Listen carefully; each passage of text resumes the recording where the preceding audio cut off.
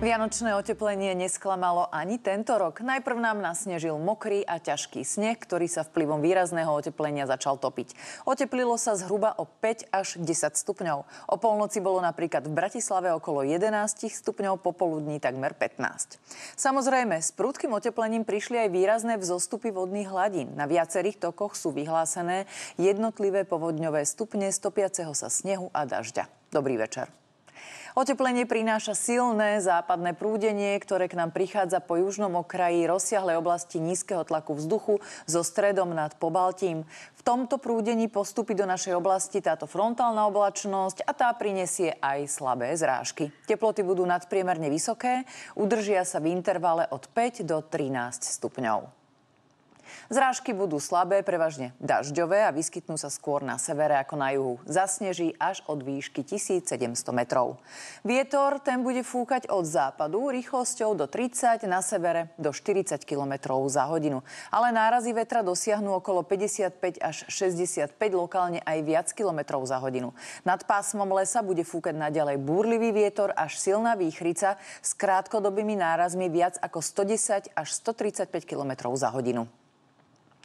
Dnešná noc bude oblačná až zamračená, len ojedinele sa oblačnosť zmenší. V Žilinskom kraji môže na viacerých miestach slabo sprchnúť alebo mrholiť.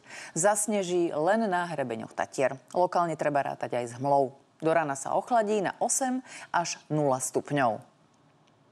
Vraví sa, že na svätého Štefana nesmie byť už barina. Zajtrajšie počasie však bude na december nadpriemerne teplé.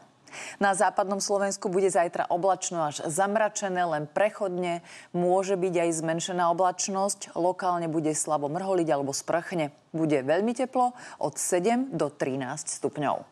Na strednom Slovensku bude na Štefana tiež oblačné až zamračené, lokálne aj hmlisté počasie. Slabé dažďové zrážky sa môžu ojedinele vyskytnúť najmä v Žilinskom kraji. Slnečné lúče sa vyskytnú len zriedkavo.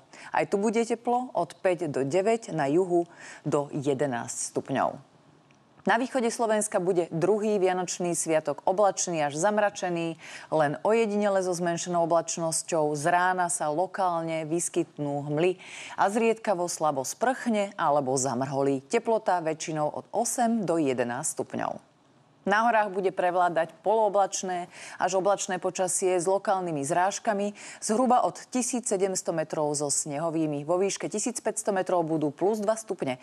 Vo všetkých pohoriach je vyhlásené zvýšené lavínové nebezpečenstvo. Vplyvom oteplenia hrozí samovolné uvoľňovanie lavín strednej veľkosti. Na horách teda dodržujte pokyny horskej služby. Tlak vzduchu ten zajtra slabo stúpne, no a deň je stále krátky, slnko vychádza až okolo 7:45 a zapadá už o 16. hodine. V stredu bude polojasno, v nižších polohách hmlisto alebo zatiahnuté nízkou oblačnosťou pri teplote od 1 do 10 stupňov. Vo štvrtok sa počasie výraznejšie nezmení, teplota vystúpi na 4 až 9 stupňov. V piatok nás čaká oblačné počasie s lokálnymi hmlami a s teplotou od 4 do 11 stupňov. V sobotu pribudne na mnohé miesta dážď alebo prehánky s teplotou od 4 do 10 stupňov.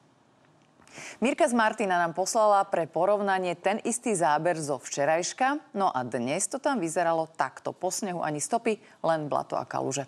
Pekná vianočná atmosféra vytrvala len v niektorých severnejších lokalitách. Teplo bude aj zajtra. Prežite ešte pekný sviatočný večer.